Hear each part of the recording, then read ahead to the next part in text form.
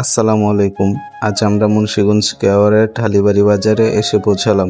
এখানে চমৎকার মালাই চা খেতে দেখতেই কেমন মজাদার লাগছে, আর খেয়েও দেখলাম স্বাদ অসাধারণ। এই মালাইটা খেতে আসলে আলাদা আনন্দ লাগে। এখানে ফারাবি আমাকে আঙ্কেল বলে ডাকছে আর বলছে আঙ্কেল চকলেট খাবো, তাই ফারাবির পাপা ফারাবিকে চকলেট কিনে দিল। ফারাবি তো চকলেট পেয়ে ভীষণ খুশি। দেখুন ফারাবি কত খুশি হয়ে চকলেট খাচ্ছে। ফারাবি চকলেট খাচ্ছে আর আমরা সবাই বসে মালাই উপভোগ করছি।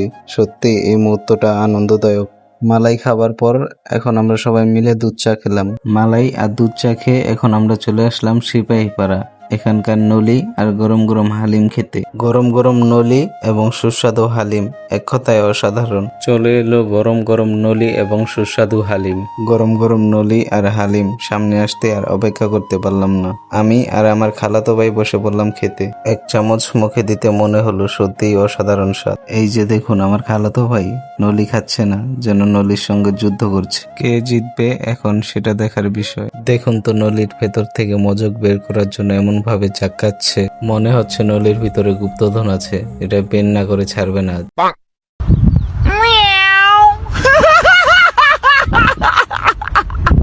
সবাই খাবার শেষ করে এখন আমরা চলে আসলাম সিঙ্গারের একটি শোরুমে। এখানে কিছুক্ষণ ঘোরাঘুরি করার পর, কিছুক্ষণ গল্প করার পর এখন আমরা রওনা হব বাড়ির দিকে। গাড়ি ছেড়ে দিয়েছে, সবাই মিলে ফিরছি বাড়ির পথে। ভিডিওটি ভালো লাগলে অবশ্যই লাইক, কমেন্ট এবং শেয়ার করবেন। ভিডিওটি এ পর্যন্তই। আল্লাহ হাফেজ।